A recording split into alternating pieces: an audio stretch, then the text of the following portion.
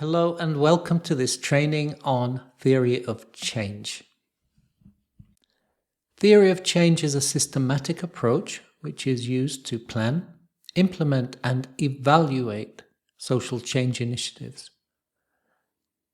This also includes projects in relief, humanitarian and development work.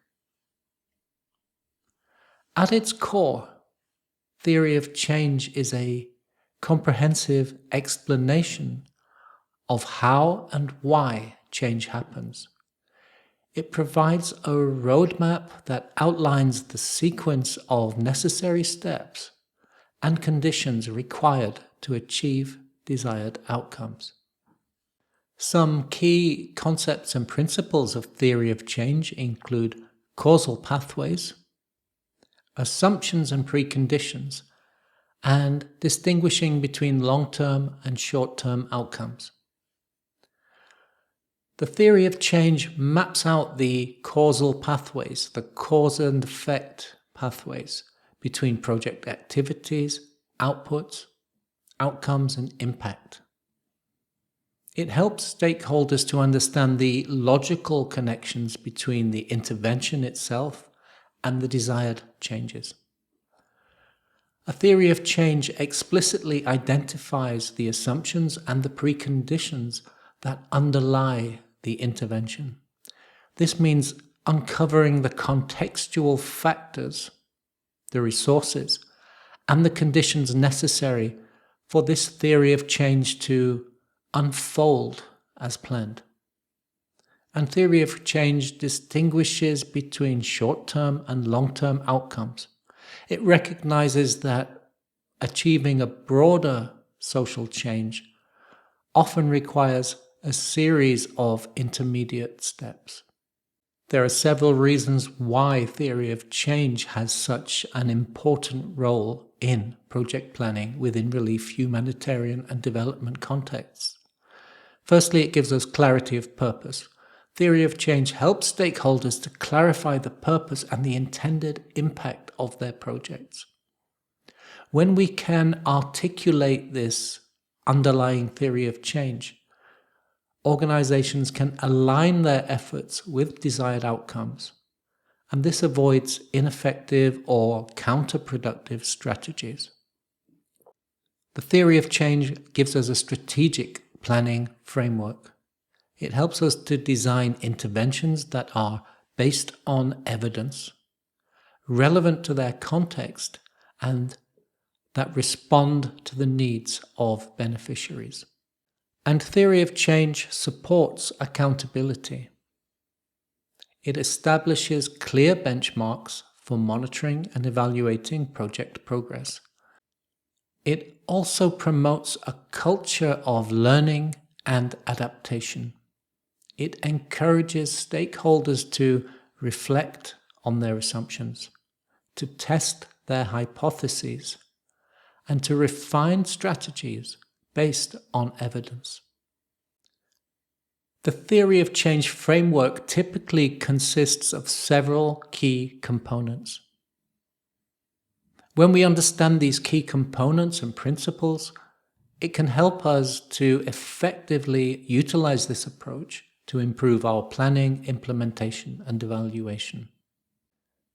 Components include inputs and resources.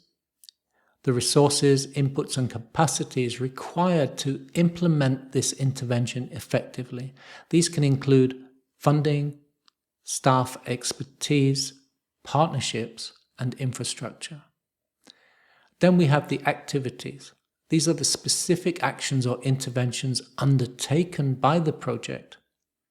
And they can include things like training workshops, community outreach, infrastructure development, or advocacy campaigns.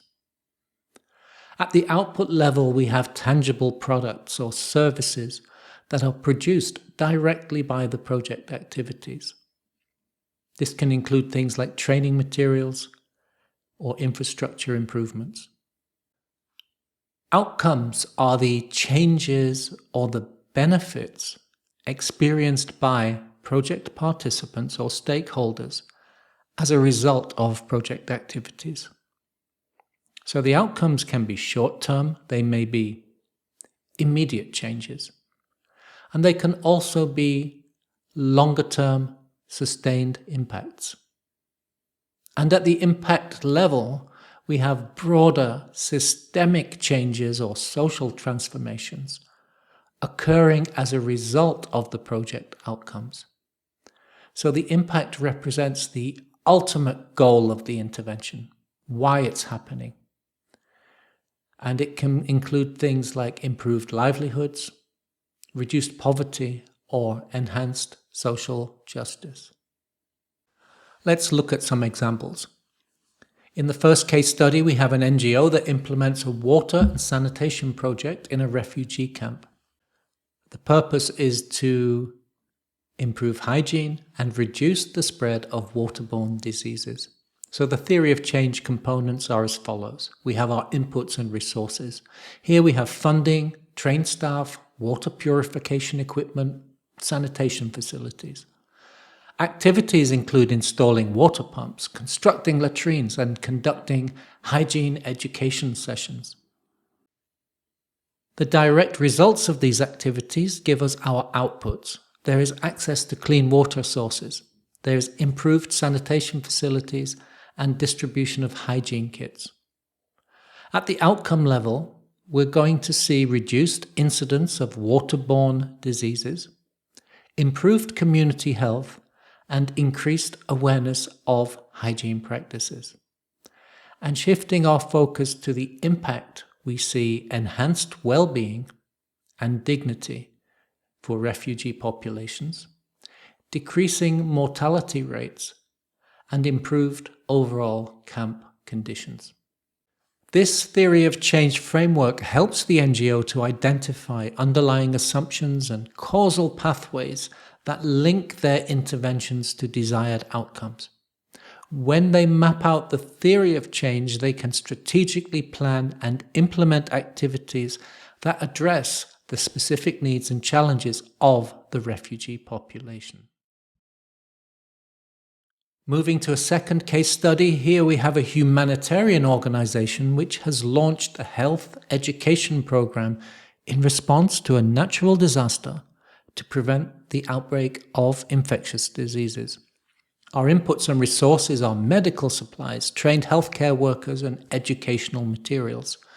Using these resources, they can conduct the activities such as community health workshops, distribution of hygiene kits, and establishment of mobile clinics. As a result of these activities, we see the outputs: increased knowledge of disease prevention, access to basic healthcare services, and improved hygiene practices. The outcome for the target population is a reduced incidence of communicable diseases, improved community health outcomes, and, in the longer term, strengthened healthcare infrastructure. And at the impact level, we're seeing lives are saved, morbidity is reduced, and community resilience to future disasters is enhanced. In this scenario, the theory of change framework helps this humanitarian organization to tailor their interventions to address the immediate health needs of disaster-affected populations. By articulating this theory of change, they can prioritize resources and interventions that have the greatest potential to mitigate the health risks associated with the crisis. And for our third case study, we're going to take a sustainable agricultural project in rural development. So a development agency implements a sustainable agricultural project to enhance food security and livelihoods. And again, we have the theory of change components of inputs and resources, activities, outputs, outcomes, and impact. Inputs and resources include agricultural training resources, seeds, irrigation systems, and land access. Activities are things such as farmer training workshops, providing agricultural inputs to farmers, and establishing demonstration farms. At the output level, we see increased crop yields, adoption of sustainable farming practices, and the establishment of farmers' cooperatives. So what are the outcomes for the beneficiaries? We have improved food security, enhanced income generation, and a strengthened community resilience to climate change.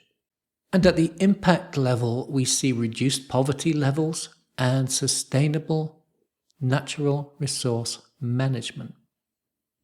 In this case, the theory of change framework guides the development agency in understanding the interconnected factors influencing agricultural development in the community. By identifying key leverage points and pathways for change, they are able to design interventions that promote sustainable agriculture and long-term community resilience.